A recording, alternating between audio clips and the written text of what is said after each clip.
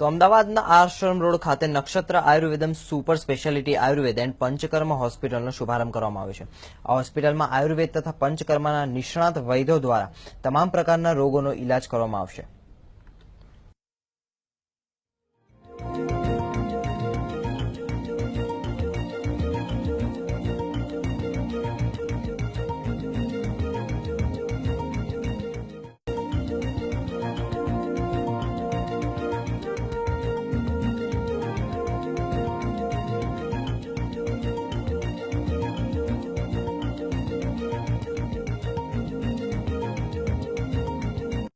ત્યાં હું છેલ્લા 6 વર્ષથી ગુજરાતમાં આયુર્વેદ પ્રેક્ટિસ કરું છું। ગોધરા, અમદાવાદ, વડોદરામાં મારી શાખાઓ છે।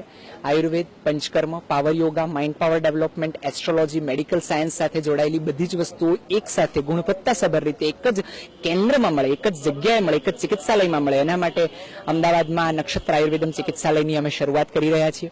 પણ આજે આ નાનકડું બીજ વિશાળ વટવૃક્ષ બનવા જઈ રહ્યું છે, ત્યારે મંચસ્થ મહાનુભાવો બધા જે પણ અહીંયા ઉપસ્થિત રહ્યા એમનો આભાર માનું છું। અને અહીંયા બધા જ વ્યક્તિઓને, જે દર્દીઓ મારા, એમણે ઉપસ્થિત રહીને મને સરાહ્યો, મારી પીઠ થાબડી, એ બદલ પણ એમનો આભાર માનું છું। શુદ્ધ, સારો, સાચો આયુર્વેદ લોકો સુધી પહોંચે એના માટેનો અમારો સતત અવિરત પ્રયત્ન છે। અહીંયા સુવિધાઓ આસિસ્ટન્ટ ડોક્ટર હશે, પહેલી વખત આયુર્વેદિક સોફ્ટવેર અને વિડીયો કોલિંગની સુવિધા છે, વિડીયો પર વાત કરી શકે મારી સાથે પેશન્ટ રૂબરૂમાં।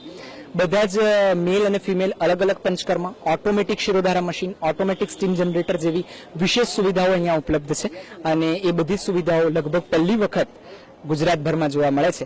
એટલે આવી અદ્ભુત સુવિધા સાથેનું સેન્ટર છે। મેડિકલ એસ્ટ્રોલોજી, જ્યોતિષ અને આયુર્વેદના એકબીજા સાથેના સંગઠન દ્વારા એક જ જગ્યાએ ચિકિત્સા થઈ શકે એનો એક આ જગ્યા ઉપર સુભગ સમન્વય છે। પાવર યોગા છે, મારા લેક્ચર્સની સીડી માઇન્ડ પાવર ડેવલપમેન્ટ માટે પણ અમારા સેન્ટરમાં મળે છે।